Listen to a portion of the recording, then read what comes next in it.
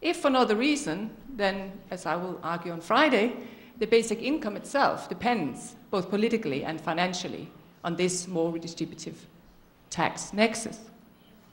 I will illustrate some of the challenges that I think we face with reference to public discourse in Britain. This is a country in which I live, which in the broader context of the OECD illustrates, I think, the connection that we see now between the deregulation of tax, of labour markets, and the rise of inequality of income and of opportunity.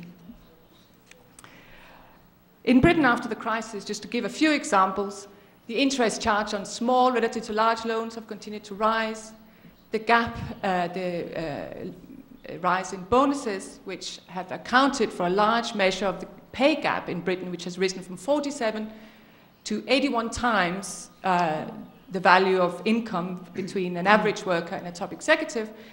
A large share of that rise in a large share of that pay gap is to do with bonuses. And bonuses have continued to rise after the crisis. They constituted, for example, 0% of an average employee's salary in Marks & Spencer, one of the largest companies in the UK. In 2000, 2005, they constituted 150%, and last year they constituted 250%. So just an illustration of how, in the context of the crisis, where you might think that redistributive measures would have a stronger moral urgency, in fact, we've seen a growth in the trend towards inequality.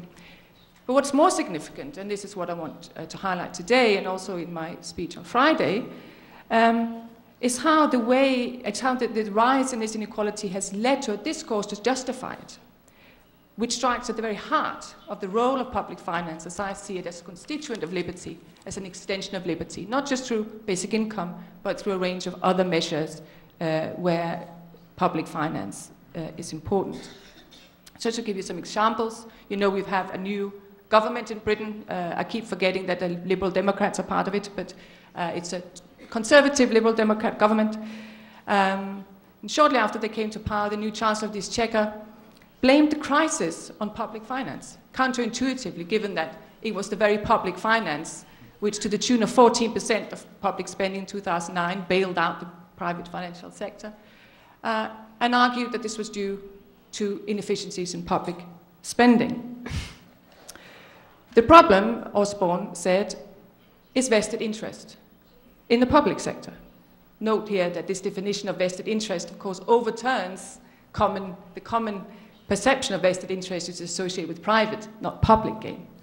The new Prime Minister, David Cameron, a few days later added to this bizarre doublespeak an attack on what he called the injustices and the pay gap in the public sector, which has also continued to rise, and the bonus culture in the public sector, where now 2/3 of managers receive a bonus, as if he was completely oblivious to the fact that the public sector is merely competing with the private sector. So if you're seeing a growing pay gap in the public sector, it is because it is attempting to compete with the pay gap in the private sector. But the real reason, of course, behind this attack is not about pay gaps, motivation, or injustices. It is about the way in which public services are being evaluated. As a former Conservative leader in Northern Ireland, Jeff Peel summed it up on his public page last week when he wrote, "Public sector workers don't do anything, they add no value, they merely consume." Okay? So according to the governing party in Britain, doctors, nurses, teachers, and public sector workers add no value.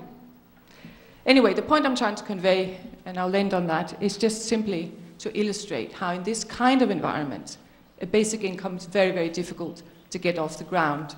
Take again, as an example from Britain, the child benefit, which basic income supporters often emphasize as the precursor to basic income in Britain or anywhere else because of its universal nature.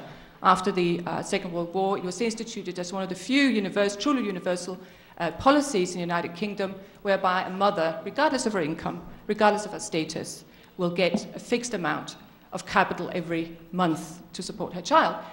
For the very first time after the crisis, by the Labour government, this benefit was discussed as problematic, and it's now being means-tested. Okay? So what we have in Britain is not, despite what might seem to be a moral urgency for a more redistributive agenda, what we have is not that. What we're seeing is a more regressive agenda. And I think that that regressive agenda has everything to do with the rise in inequality. So what I'm hoping is that at this Congress, we'll start to see some of the connections between what we hope to achieve in the form of redistribution and universal rights from a basic income, and this much broader agenda of a defense of progressive and redistributive taxation. Thank you.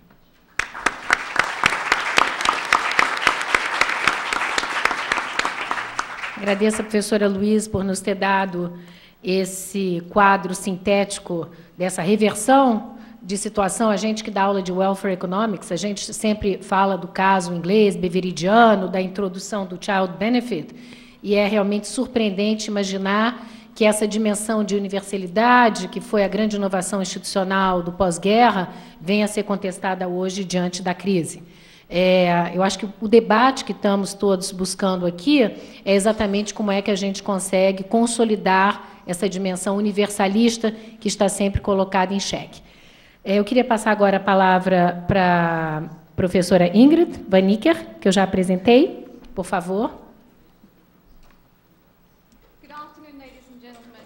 As co-chair of BIEN, it is my pleasure to welcome you. It is my pleasure to welcome you to the 13th BIEN Congress in Sao Paulo.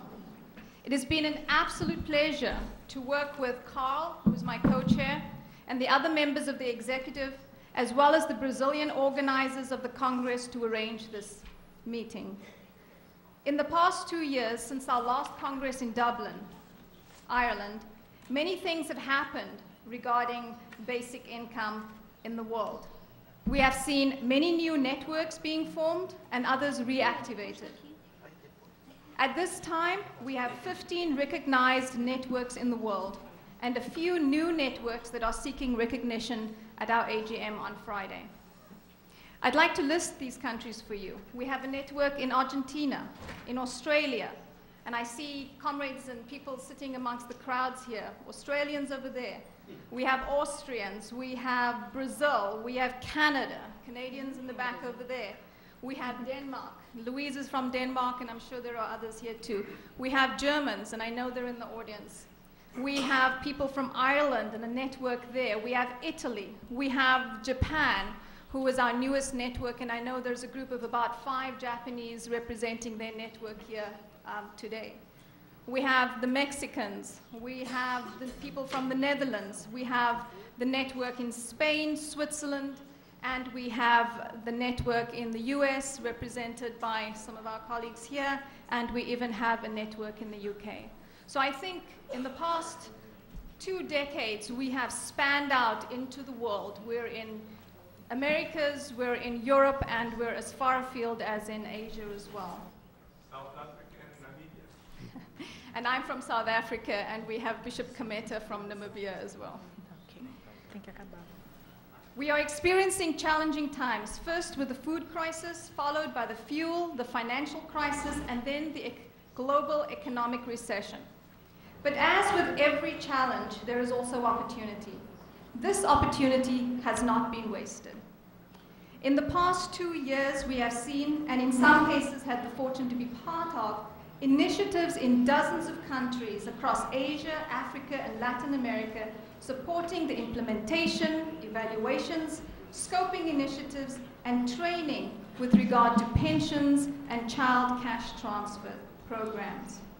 In countries as far afield as Papua New Guinea, Nepal, Africa, Rwanda, countries in Africa like Rwanda, Uganda, and in the rest of the world, and in many cases, these countries have drawn important lessons from how Brazil is organizing its anti-poverty program.